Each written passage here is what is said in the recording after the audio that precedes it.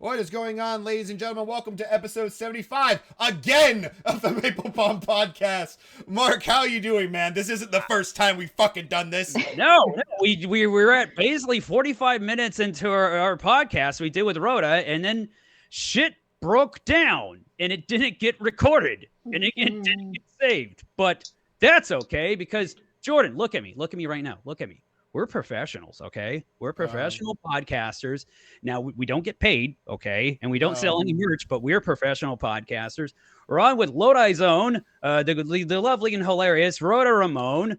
She's going to stick around with us. We're going to have a good... It's fine. I got me a beer, okay? So everything's good now. And the podcast starts right goddamn now. Yeah. What the I believe I'm not autistic! I think we can spin this into gold. Yep. Just know if you're tuning in, what crashed was gold. Just know, dude. Literally, like we could have got send us a super tip so we can get a better computer for our podcast. Please. It wasn't the computer; it was OBS. Fuck you, OBS. It's the app on the computer. It just decided to crash. Fuck OBS. OBS has screwed me over in the past too. I know a buddy of mine that does a video game live stream. I'm like scared watching it right now to make sure nothing. Long story short, guys. I don't know, have another computer going at the same time and record and have the budget to do that because we can. We got the amazing Rhoda on. Thank you again for being on here. From beautiful Lodi, California. You're from Lodi. Loca. No way. I didn't know you're from Lodi. What? You're from Lodi? What the hell? Why there's such a good little... There's such a good little comedy scene going in Lodi now. There's your Kiefer Forsyths, your Gildos, your Nick Larsons, and you. Oh my goodness gracious. Danielle Arce, Mark Maple, all of us. You could book a good comedy lineup with that goddamn lineup of people. Lodi Comedy Day. Sponsor us, you guys. We're starting now in the summer. Get ready for it. We're thinking about maybe doing a Lodi festival. We went over all this goddamn shit in the first podcast. You have a bulldog. What was his name again? What was the bulldog's name again? I'll do a recap. Of what everybody missed in the first however long. Previously on the Maple-Baum. We're seriously talking about how Lodi is changed and transformed. There's so much more comedy in Lodi now that we actually are thinking about maybe someday doing a comedy day. If you're interested in sponsoring that, send us some money. 3, we talked about the Mama Awards. We shit all over them, but we all agreed that we secretly all would love to win one. I want one. We kind of want one. You also outed Chris Teixeira on getting votes, by the way. That was the best part that was left off of the damn And nobody is going to be shocked. Please. You'll admit that. He had a substitute. He had his nephew or niece, substitute teacher, tell everyone to vote for him, and they get extra credit on their test and everything. I don't know. That was the rumor. Teixeira, I hope you're watching this. Well, and then it dawned on me. I'm like, could somebody get in trouble for actually doing that? So I'm like, let's keep it on. Allegedly. Dude, what if they sent somebody to crash the site, the OBS, because you guys would talk about top secret shit? It's the Modesto Area Music Award Corporation Mama's mad. coming down to shut down all the secrets. Again, it's the best comics from the 209. I wanted Mama, but it's the best comics from 209. Secretly. Cemetery Hill's never gotten one, and Insane Wayne's never gotten one. I'm sure when they were on their TV appearances, they're still pissed off and bitter as they're killing it on national TV. Yeah. When Saul walks into the Comedy Store and sees his name on the wall, he's probably like, "Fucking no mama." Really would love a mama.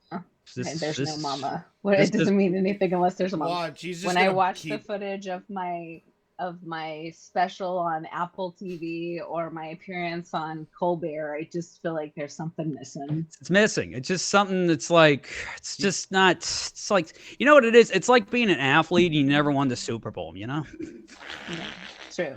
The Barry Sanders of it all. Wait, is that right? Barry Sanders is Barry Sanders. That's a good ass sports reference. Right? Yeah, that's a fucking great sports reference. What the fuck? That's a great one. I was going to say Charles Barkley, but he was in the NBA, so fuck it.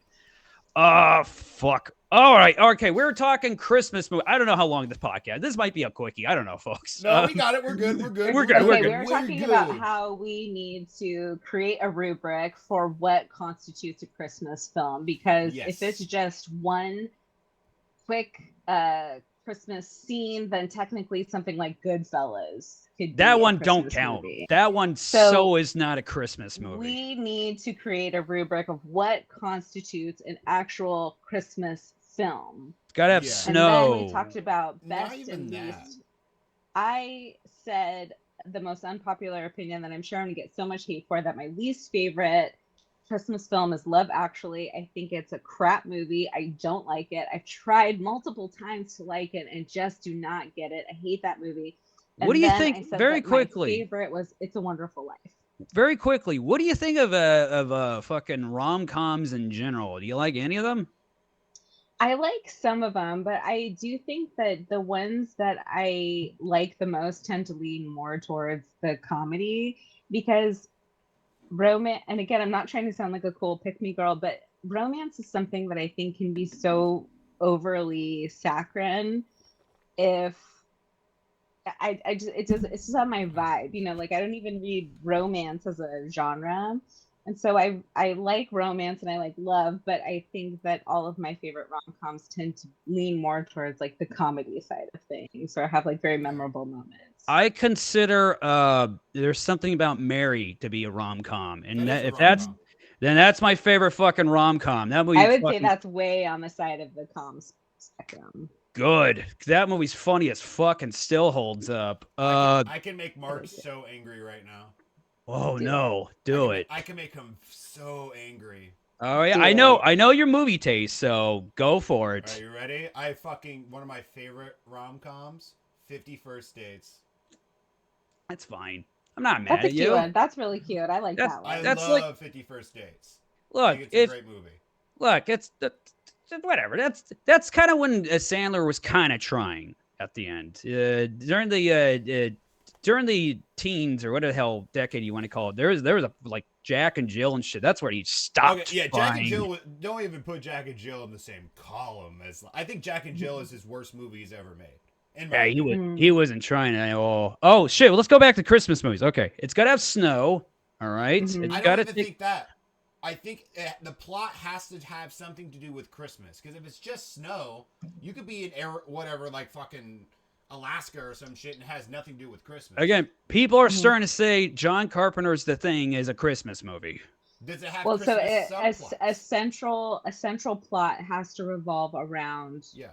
the theme of Christmas. Okay, And no so more. technically Die Hard would constitute as a Christmas movie because it takes place at a Christmas party during the Christmas season.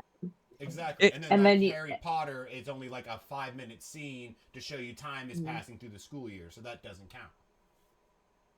Right. I would say pivotal scene that revolves around Christmas, but it doesn't constitute a Christmas film. Right. You can do without it for the plot, realistically. Right. Are you saying Terrifier 3 is a Christmas movie? Terrifier 3 is a Christmas movie. The entire plot is during Christmas, about Christmas. He kills Santa Claus. All this stuff. Terrifier 3 is 100% a Christmas movie. Rhoda, If do you Santa know? Claus is in it, I think it's a. He dresses up there. as Santa Claus. He skins his face and fucking. That's a Christmas. It's a Christmas horror. Rhoda, I have you haven't ever seen it. seen any of these Terrifier movies? I have not. Okay, the first one, a lady gets hung up naked and she gets sawed in half brutally. And I was like, you know, I like me some gore in some of these movies, but this is It's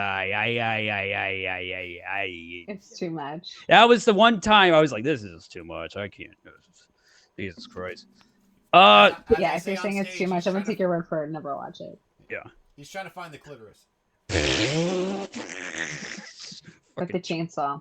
Leave it to a man. With the hacksaw. With the hacksaw. Excuse me.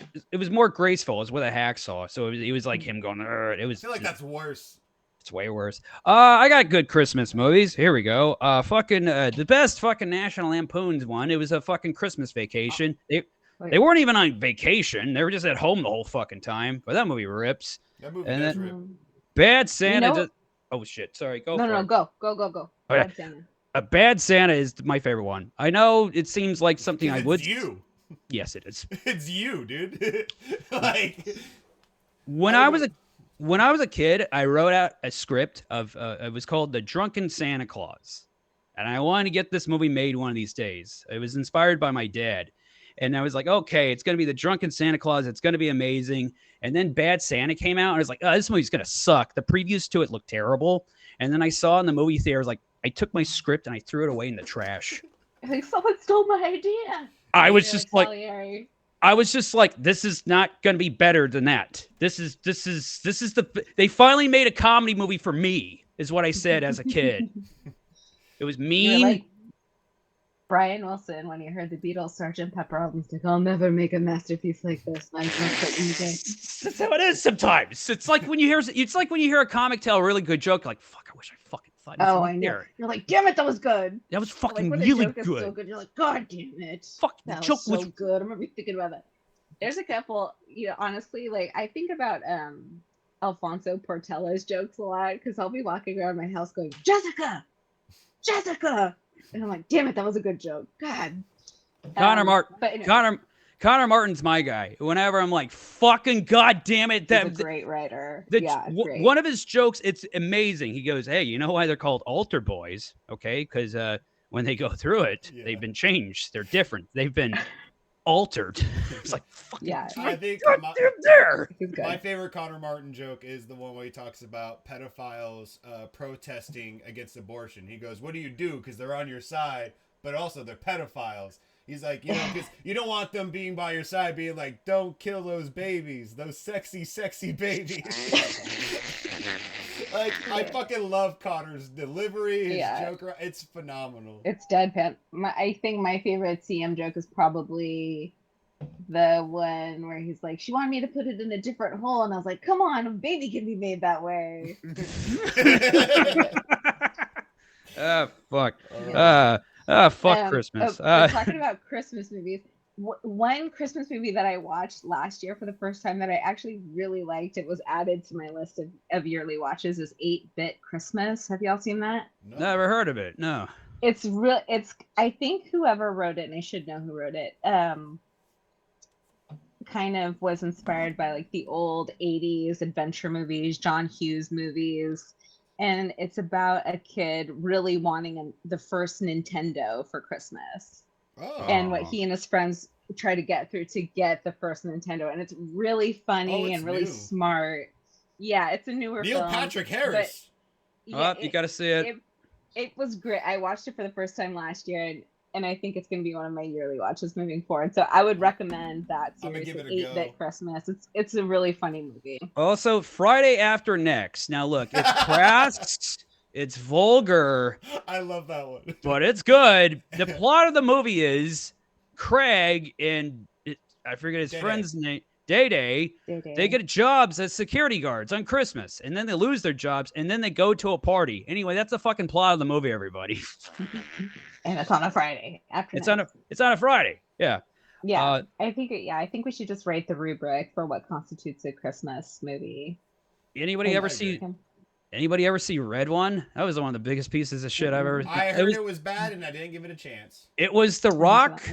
It was The Rock having a big rock ego trip. He wanted to make a Christmas movie that they show every year on Christmas, but it involves a big action sequences and an expanded universe like the Marvel Avengers. Mm-hmm. And it was going to be action and Christmas and everyone. It was going to involve the Yeti and the fucking abominable snowman and a giant Santa, and everybody fucking hated the movie. So I mean, you can't. Sometimes you kids shoot too much. Yeah, you shoot for too much. Try to do too much. It was literally just a movie that was just made so it can make money, and didn't make any money, and then he had egg in his face. Now he's doing serious movies now, so can't go wrong with Elf. Elf is fucking fire.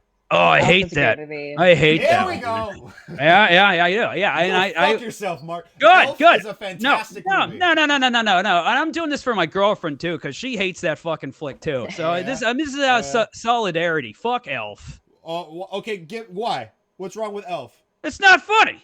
Yes, it is. No, it ain't. It's good for the whole family. Fuck the family. Yeah. I think it's fuck the family. It's peak Ferrell. It's like peak Will Ferrell. Yeah. And I will say it's also, some might argue, peak Zooey Deschanel when she was being like, the young ingenue, and she was blonde and she was still singing and everything. Yeah. I have a question for you guys. What about, do you have a handful of favorite television shows where you'll watch the Christmas episode. The Simpsons. Anyone in particular, or just you like their Christmas episodes? They have good Christmas episodes. Obviously, they have the world's greatest Halloween episodes, Treehouse of Horrors. But the Christmas Simpsons got some good Christmas episodes. King of the Hill has some really good Christmas episodes. I highly recommend. That's about it. I mean, Sopranos had a very funny Christmas episode where they made one of the guys dress up as Santa, and he's like, "I don't want to do that. It's disparaging. You guys are calling me fat." Like, hey, Vito, you're wearing the fucking outfit this year. Just fucking do it. Oh my God, Vito! I still think about Vito. Poor Vito. Vito is that last season was heartbreaking. You know what I'm talking about with Vito.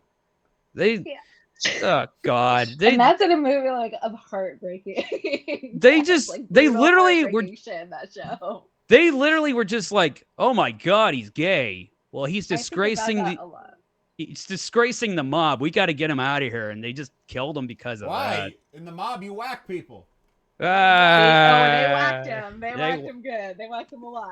You're mad at him because he wants to go whack some guys. Like, let him do it. You know? Frank Vincent, he was in The Sopranos. He was like in the one last seasons, and as he got killed, Vito got killed. Frank Vincent watched, which was just like, that's awful. Oh yeah. Well, that storyline, we're veering off into Sopranos land, but I was actually thinking about that, how they all knew that he was going to die, so they all started asking him for money, knowing that he was going to be desperate enough to try to get everyone back on his side, so he'd give them money knowing that they were asking for money, knowing they'd never have to pay it back. I gotta go back. I didn't realize that. Oh shit! Wow, that is true. They knew that they were going to kill him, so I'm like, might as well get money out of him. But that plot line was especially devastating too, because it revealed one of the biggest ways in which Tony was the biggest fucking asshole. When after he died, his wife came to him. She was like, "Please, Tony, can you just give me some money so I can start over and take my kids to a place where nobody knows us? My kid is having a really hard time. He's being, bullied in school because of all this. Just please let us get away, move away. Just give me a little bit of money so that I can get out of here and start fresh." And he ended up gambling a ton of the money away. And so instead of giving her money to move over, he just has his kid, Vito's kid, taken to this fucking military school where you knew he was just going to get pummeled and become a piece of shit and just a horrible person. Like, that was one of Tony, in my opinion, that was one of Tony's biggest ways, which revealed that he was an asshole. And Tony was an asshole a lot, but that was like one of the big ones that stick out. I know the creator, I was watching a podcast and they said the creator, he started saying like people were like loving Tony, like they're like moralizing him, and they're like, so he wanted to make him sure, and like, no. Tony's a fucking awful human being. He's a mobster. You're not supposed to like him. So as he wrote the show along, he kept writing things that made people go, "Oh yeah, right. He fucking killed Christopher. He's a piece of shit. This guy's fuck you. He's rotten to the core." Like, Sopranos was kind of like, the very beginning of what do they call that era? Like golden era of television. The golden era of television. There's another word for it too. It'll come to me as soon as we hang up. I'll remember the term. But it was kind of like centered around a lot of anti-heroes. So you had Tony Soprano. You had Walt White. Yep. You just had all of these like kind of degenerates that had this sense that kind of made you want to root for them in some weird way. Yeah. But yeah, Tony could be a bastard. When I was a kid, I liked shows about degenerates. My favorite, one of my favorite shows as a kid growing up was Married with Children, and nobody. Yeah. I liked it because it was like Roseanne, but if the whole entire show went to hell, like. And also, Al was a loser, so it wasn't like punching down. It was just like, no, he's a fucking nothing. He's poor. He won't have sex with his hot wife. By the way, Peg Bunny's hot, right? Yeah. Yeah. Sure. Okay. Good. I don't know. I do. I have a soft spot in my heart for degenerates too. I blame it because my dad used to let me watch a bunch of mafia movies before I was old enough to, and I think it's just kind of. What's better, Casino or Goodfellas?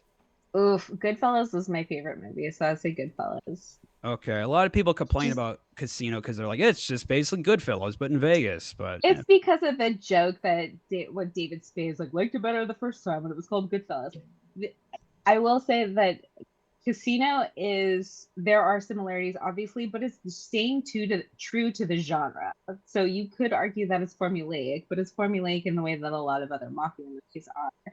But I will say that there are parts of Casino that I don't watch it as much as I watch Goodfellas because the violence is so gratuitous. And Goodfellas is a very violent movie, but Casino is just like, especially in the end scene.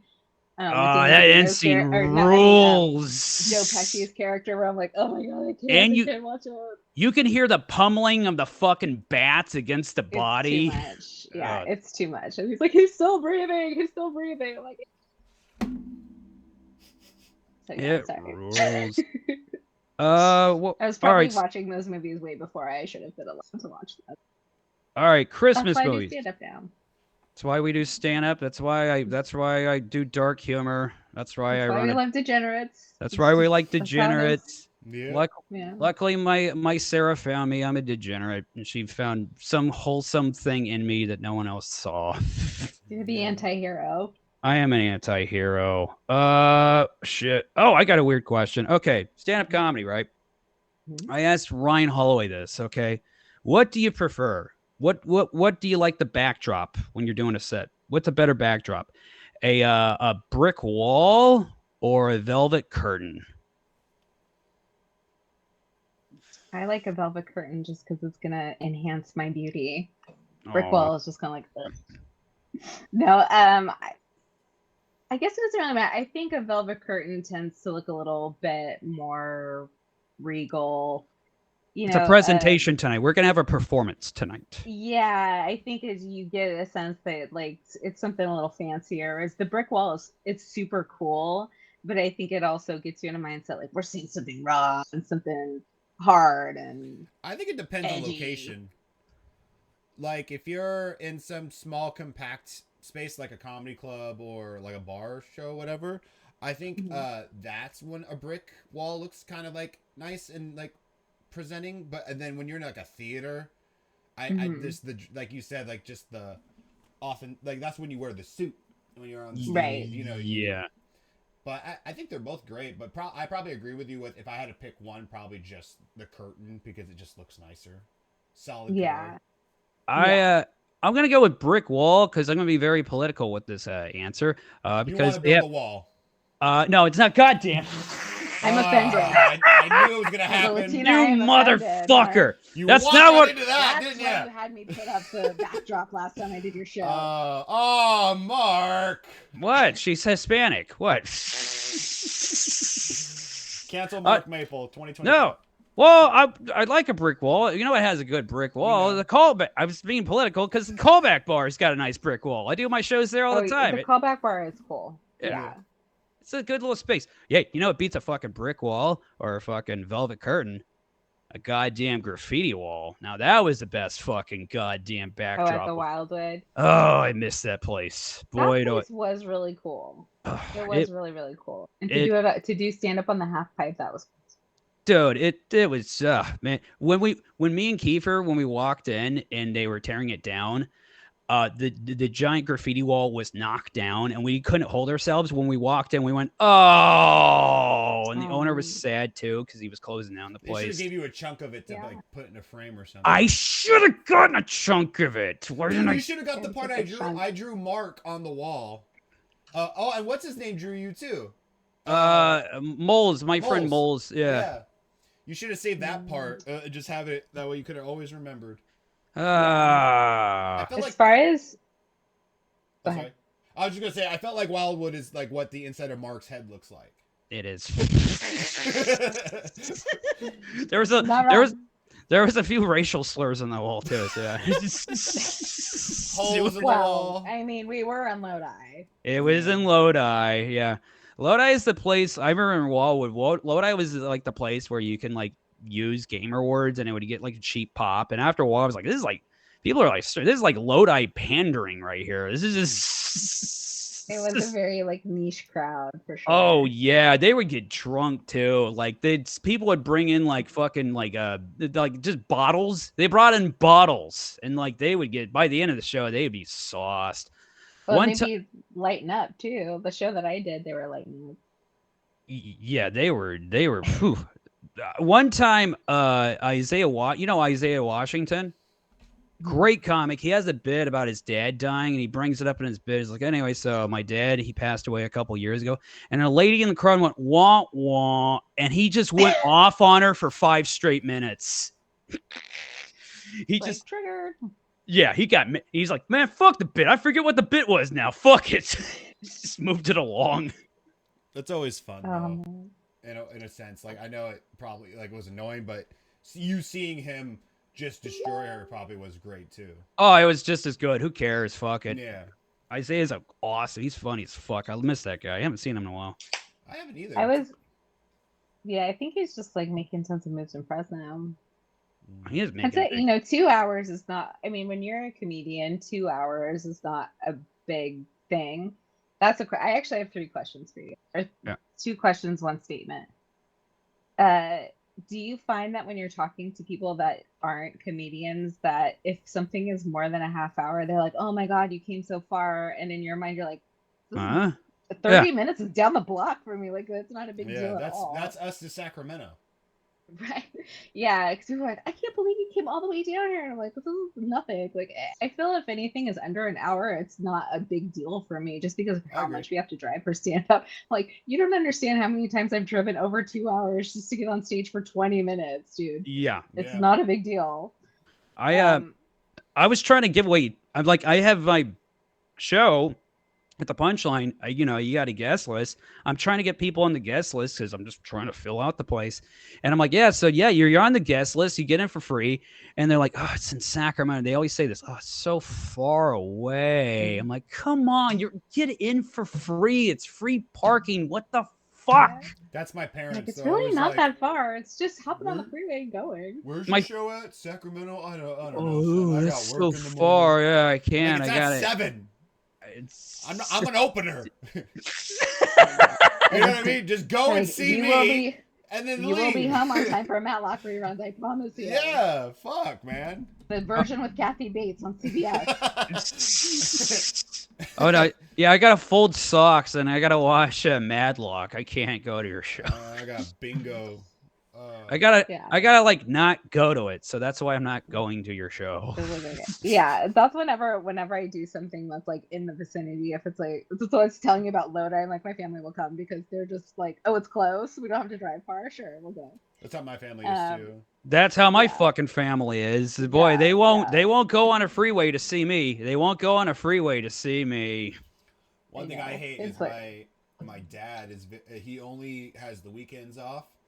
So he always be like, he hit me up. He's like, you're not doing comedy anymore? What's going on?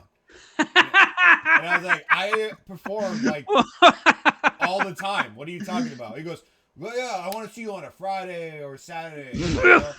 And I was like, well, those are for the bigger guys, Dad. Like, and the shows that I do. He goes, like, when's your next Friday show? I'm like, I'm gonna be in Pleasanton. He goes, oh, I can't go that far. And I'm like, well, what do you want from me? Like, it's hard. She'd be like, I will pick you up and drive with you. Come on, I'll take you. He just doesn't understand, like, because I'll go to LA and then he'll be like, oh, did you get up at the Comedy Store? And I was like, no. He goes, see, you're wasting. Why did you not get up? Why didn't you get asked to get up when you were down there? I'm like, that's not how it works. You should come up. You could like, one, please. Like, no, you got to be asked. You should complain to management and go, you're not putting me on. My do you dad realize said so.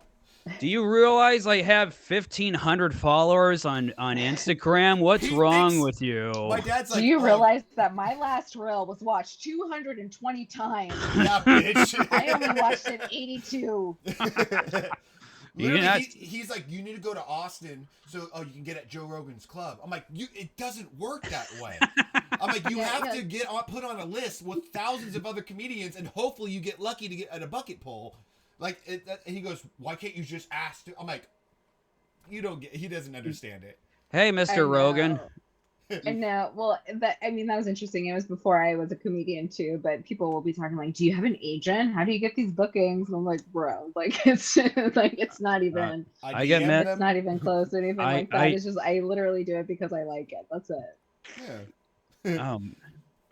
Yeah, it is funny when people like, they're like, yeah, So you're headlining now at shows. I'm like, I headline at a bar gig. That doesn't mean like- I'm a headliner.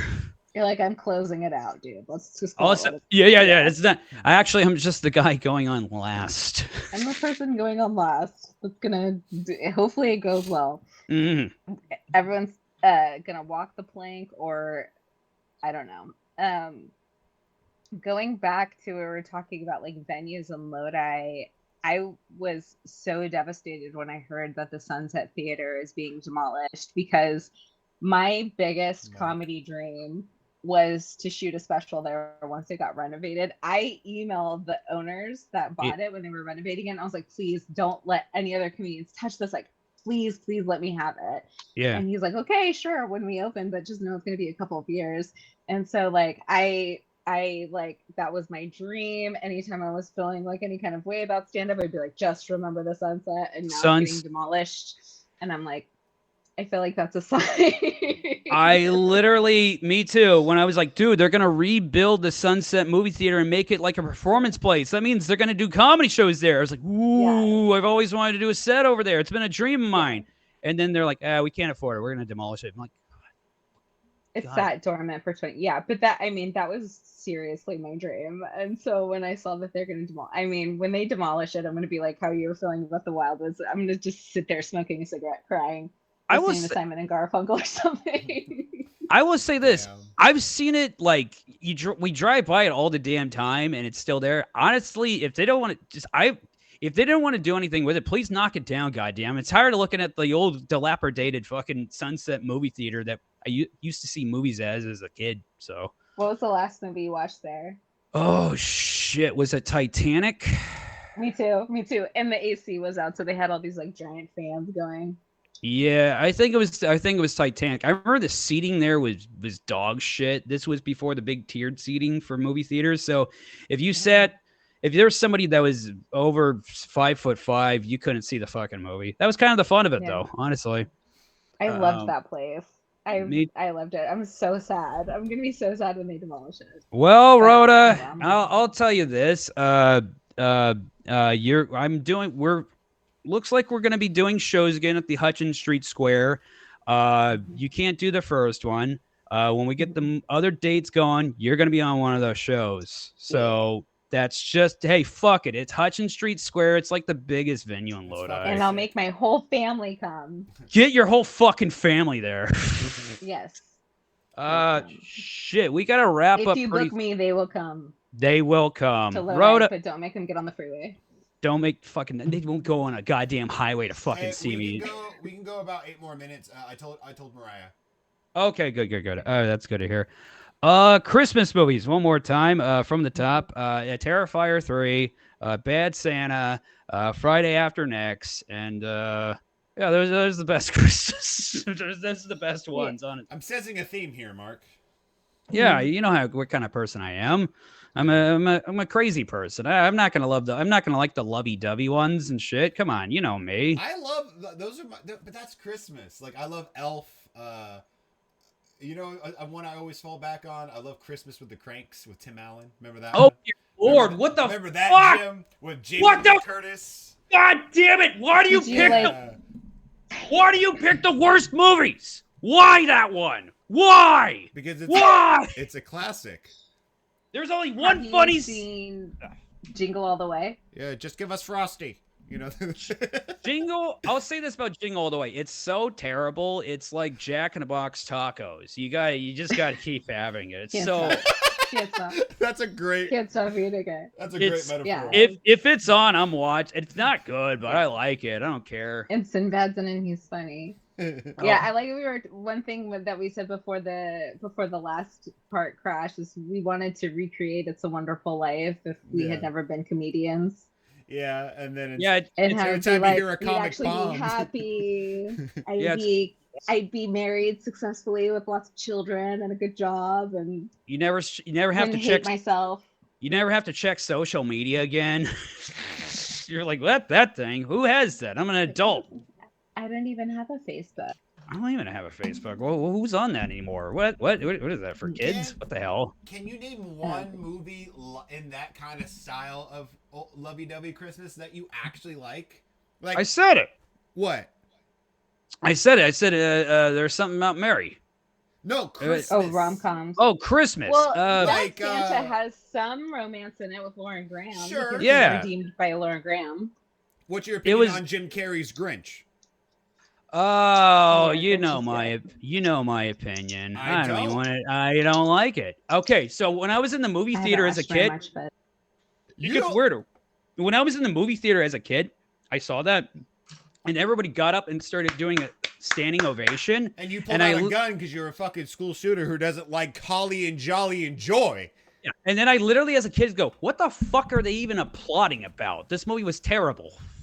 well, I think a lot of it was also prime Jim Carrey. We were talking about someone was like prime something else. That was like prime Jim Carrey at the peak of his career, and so I think he was just at a point in his career where he could do anything and people would be obsessed, and that was kind of on the cusp of like right before CGI.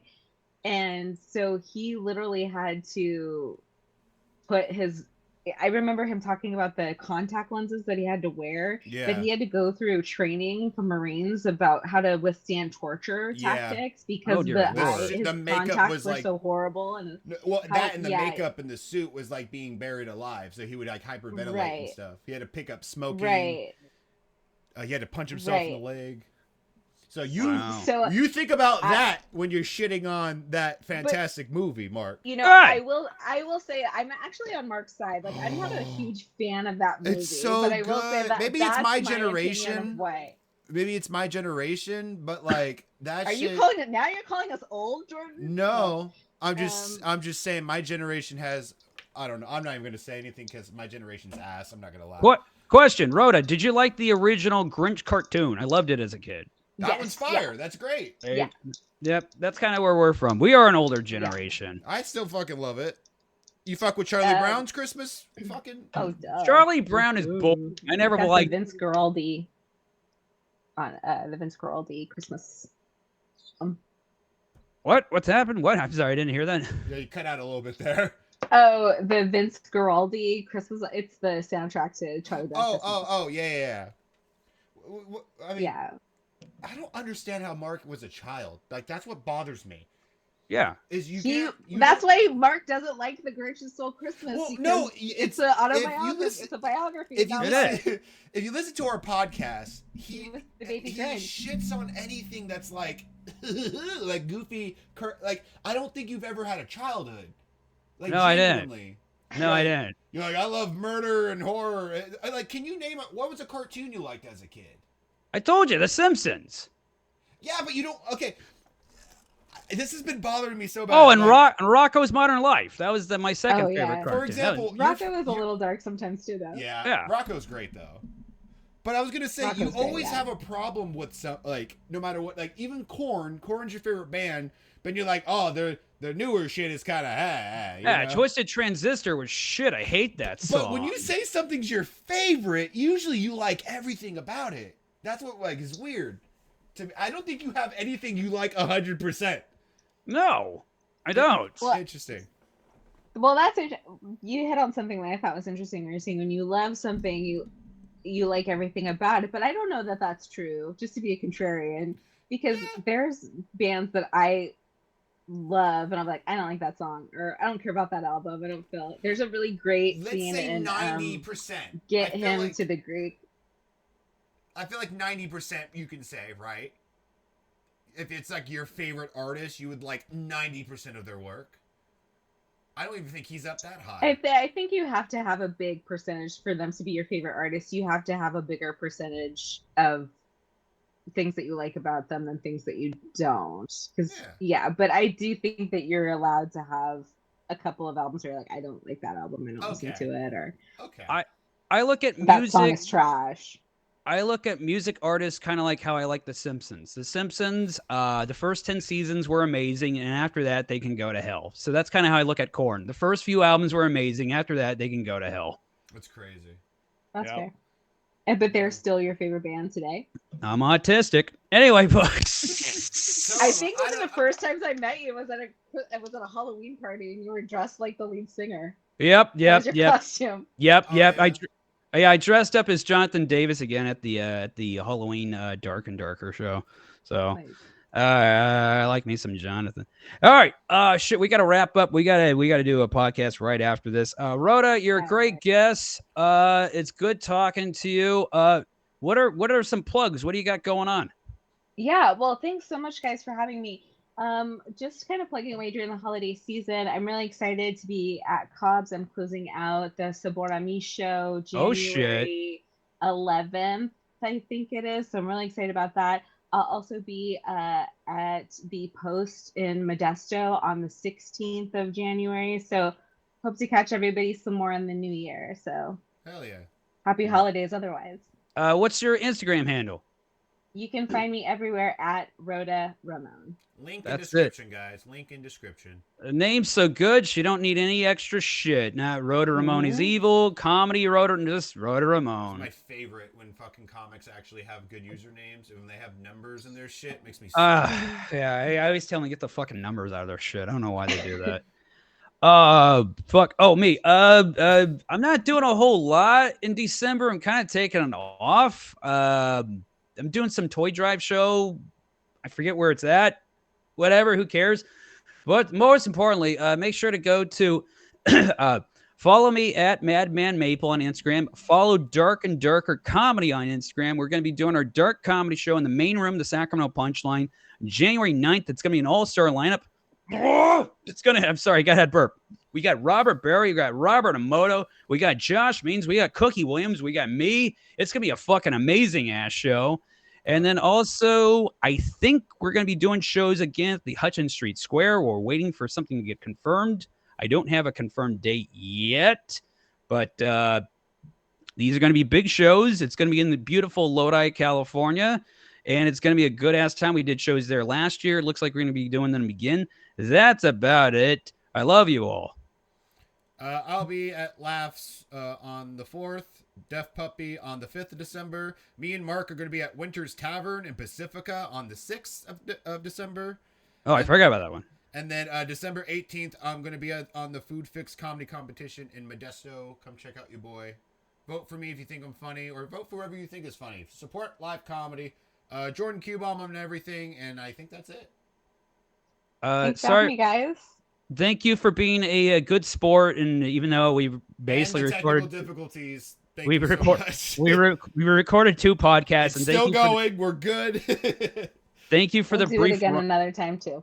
Screw it. We're gonna have you back. You know we will. All right. Bye, guys. Bye. Good night, everybody. Good night, hosers. What the? I'm not autistic. I'm stealing it from.